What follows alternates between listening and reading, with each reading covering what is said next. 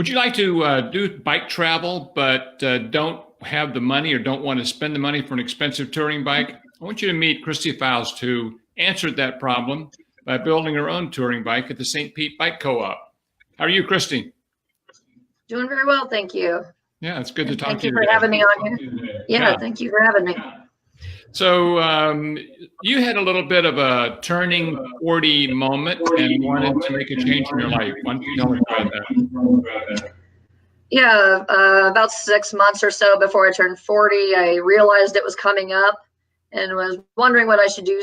I wanted to do something big for my 40th birthday, and all the kind of normal sorts of ideas like cruises and things like that just didn't quite fit what I was looking for. So a friend finally mentioned the Route Verte in Canada, which is a series of bicycle trails and whatnot.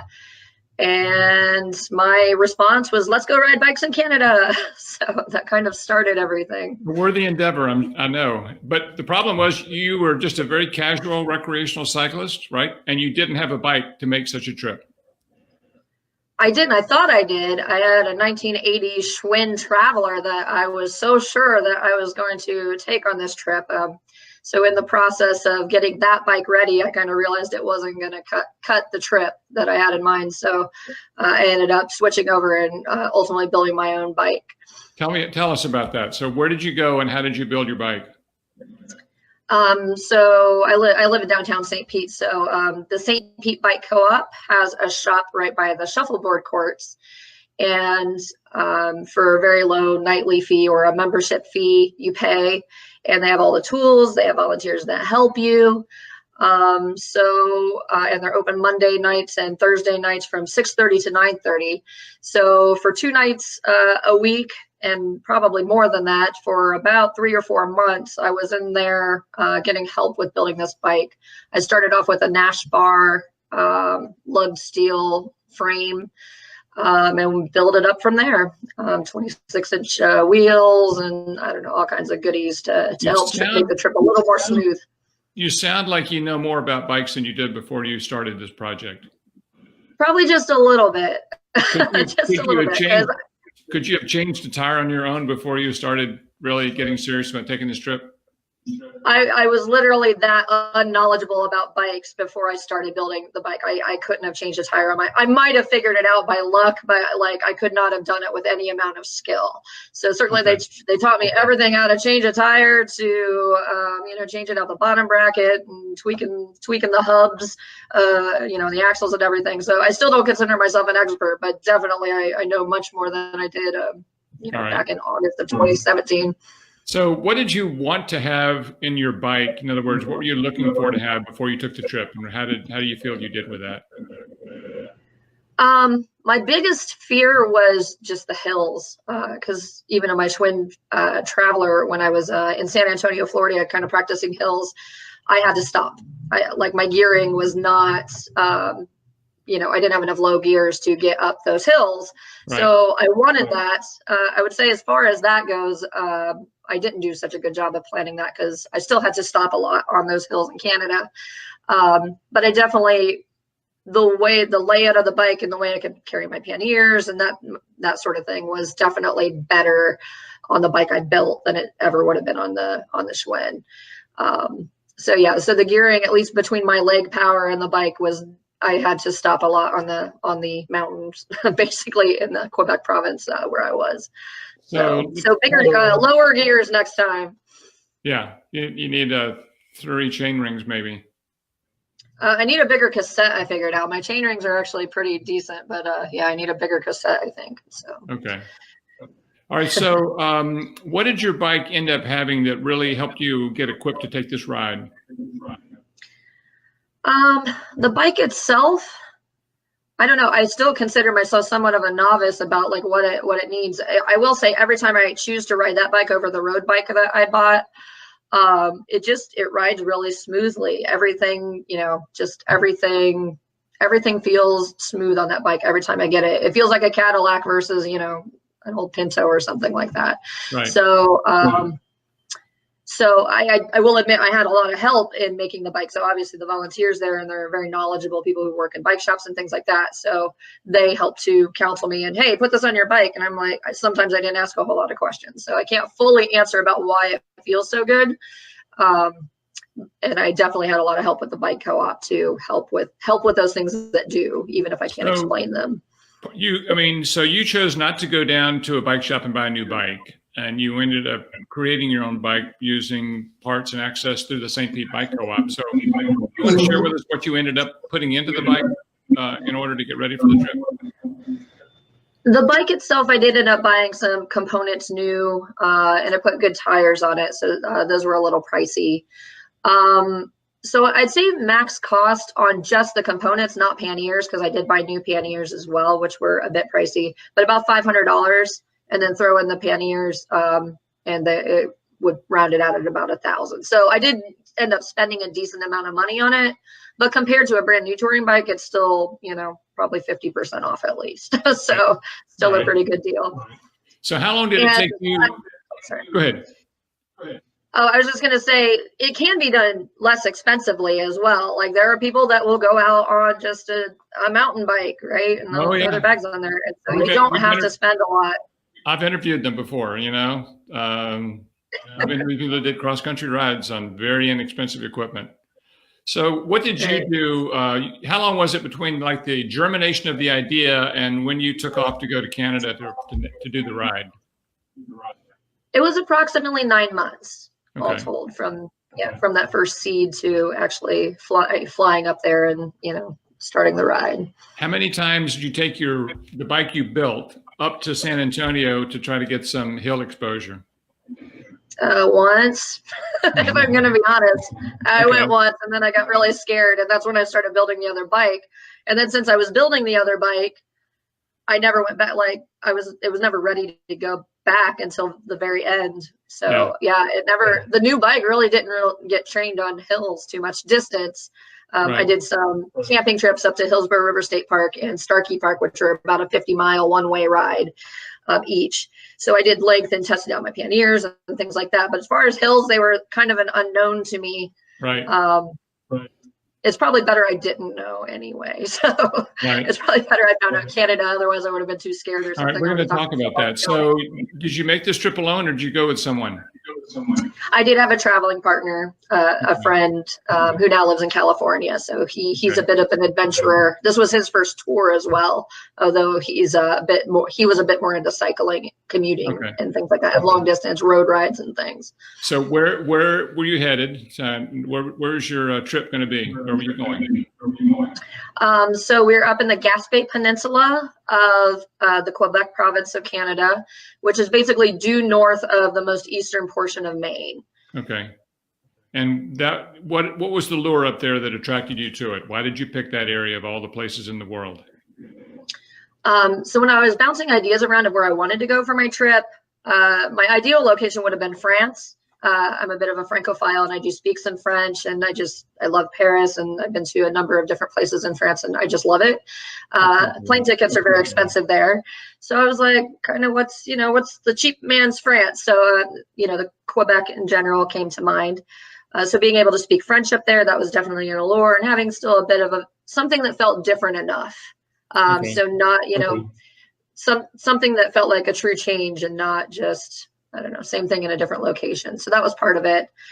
That was the main draw to the Quebec. Also knowing that the Route Verte was there, I had a little different idea about it going into it, thinking it was a more protected route than it really was. But just knowing those bike trails were there and the infrastructure was there made me feel a little safer doing a big bike thing like this.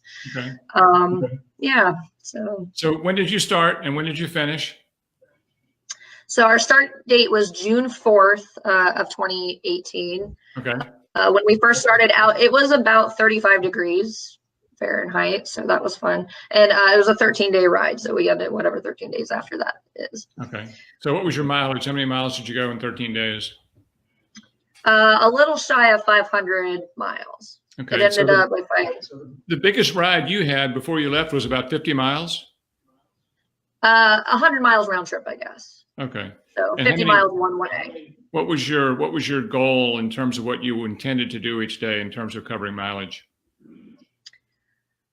Overall, since we had to get back to work in real life and things like that, we were probably averaging about 45 miles. Okay. Every day. There were some days, our longest day that we had was 60 or 57 miles. Okay. So when the whole trip was, that was the longest. What were you doing for accommodations? Where were you staying? We did a nice mix of things. So we did camping some nights.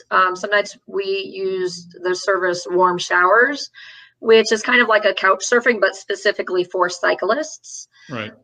So we had hosts who put us up for the night and let us get a warm shower, but also fed us, maybe gave us a tasty brew at the end of the night as well. And then there were nights too that we did hotels. So a little mix of everything. How much gear did you end up taking on your bike when you took off? By weight, I probably had 45 pounds of gear. So, okay. I mean, I had my tent, I had sleeping bags, I took cooking gear, gas canister, to keep to use my stove and that sort of thing. And also warm. It was fairly cold, certainly at the beginning of the trip. So having clothing that would help to survive that. First few days. The first week it was rainy and cold. It was kind of it wasn't the funnest thing ever. When you were riding it wasn't bad, but like once you stopped, man, and it was windy too, so and the first few days we had a headwind too, so all of the fun things at the beginning. All the things people talk about. So what's your, like, somebody listening to your conversation and wondering about doing this, you had a couple of recommendations in terms of what you would tell anybody to get. Make sure that if you're going to do this, you do the following things. You're talking about your saddle. Comfortable, definitely a comfortable saddle. I ended up going with a Cell Anatomica, which is a leather saddle that has a shorter break-in time than the Brooks saddles that a lot of people like, because I don't want to spend 500 miles getting used to my saddle. Right. So I like that, the Cell Anatomica for that. I like the panniers I was using was Arkle panniers. They're tough. There's a lot of space in them. So they were super helpful in storing all my gear. And I did have room to spare if I happened to need it for souvenirs or whatever.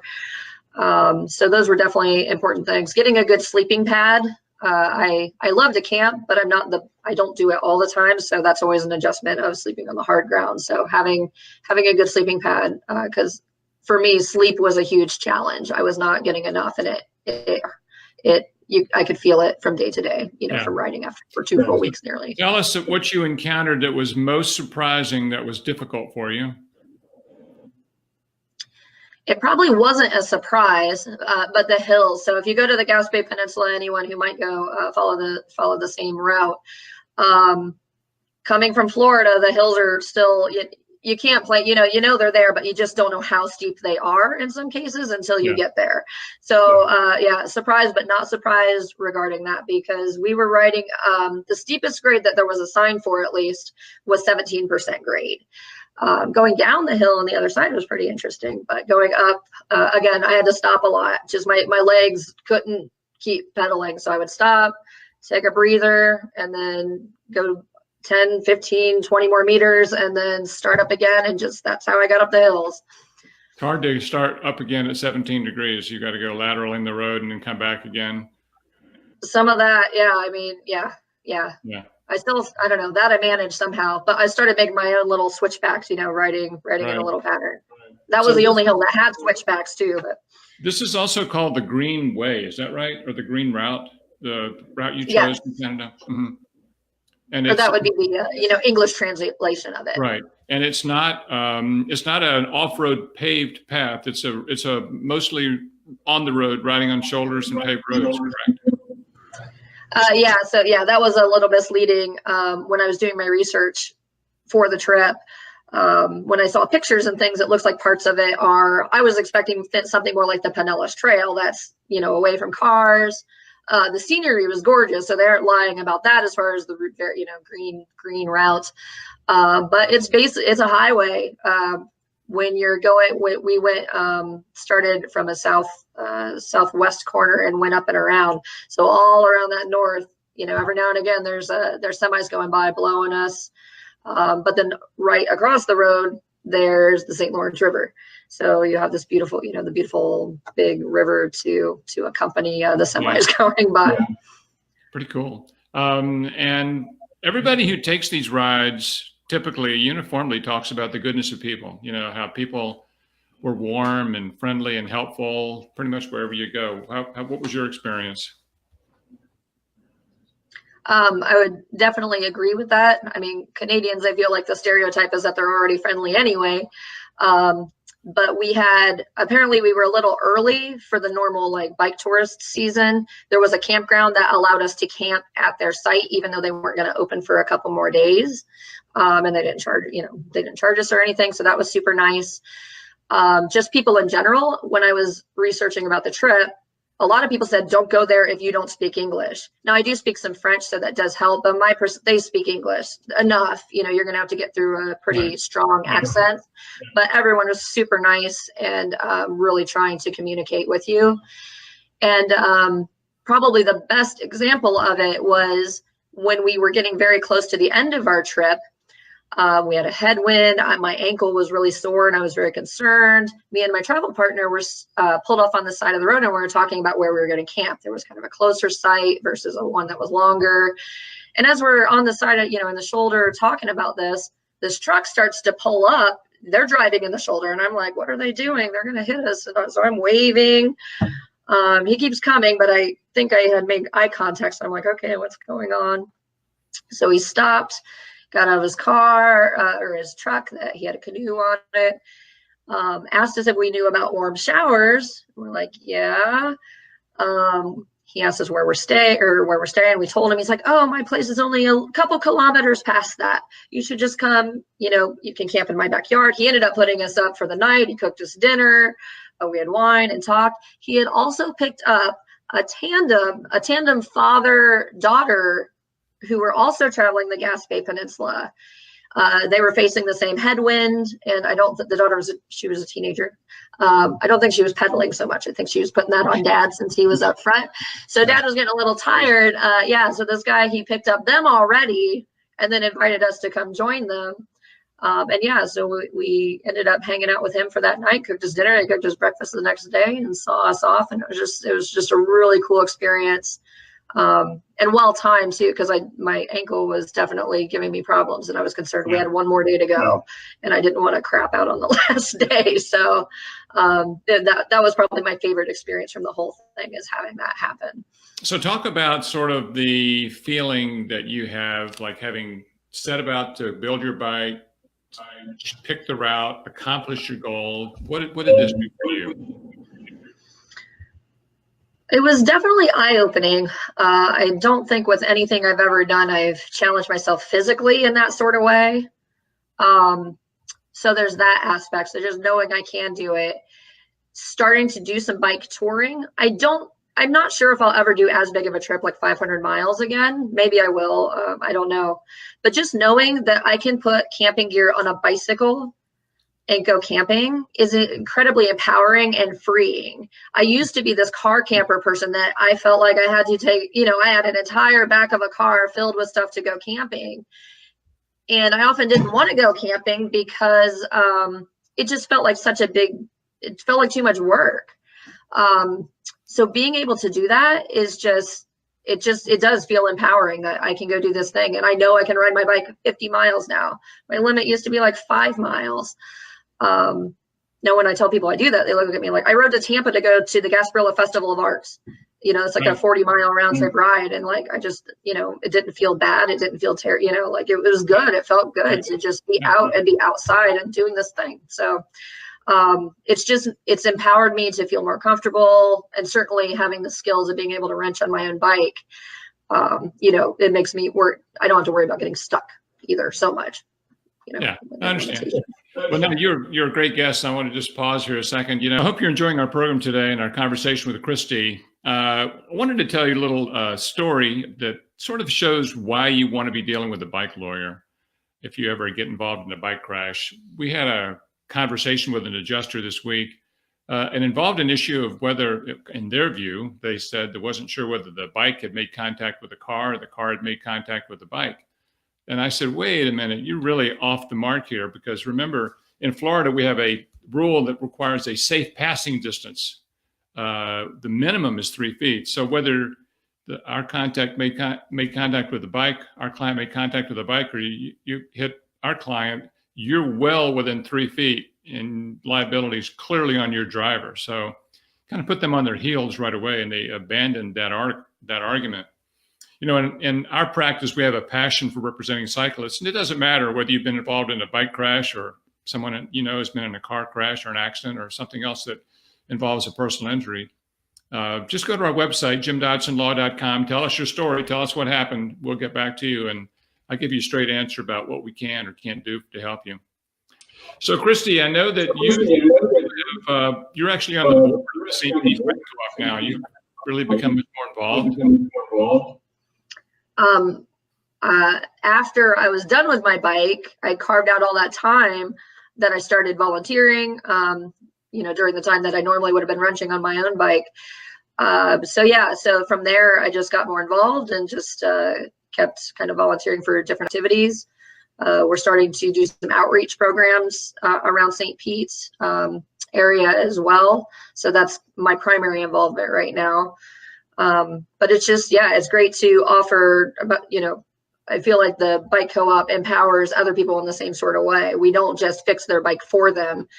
We put the tools in their hands to give them the skills that they'll at least be a little bit maybe able to fix it next time themselves, or feel a little more comfortable doing that. And as you keep coming back, you just learn more and more and more all the time.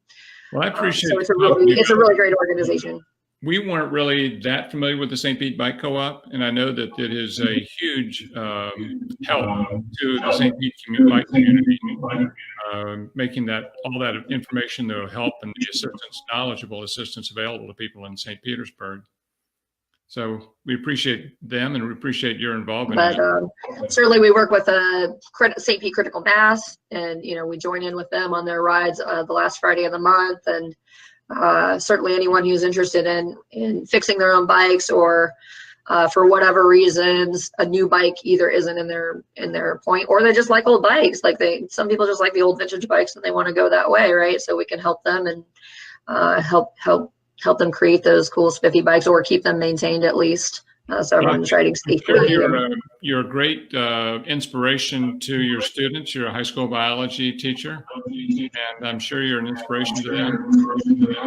I'd like to think so. Like, I did tell them about the bike trip, and they seemed interested for about 5 seconds. You know, sure, and then now it's like, oh.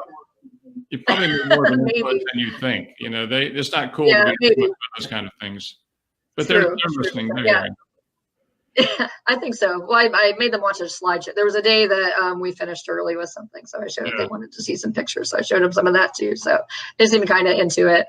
So we appreciate Christy joining us on our live stream today. If you want more information about the St. Pete Bike Co-op, go to their website at stpetebikecoop.wordpress.com. And Christy, thank you so much. We'll look forward to seeing you. And everybody, that's it from the Florida Bike Guy.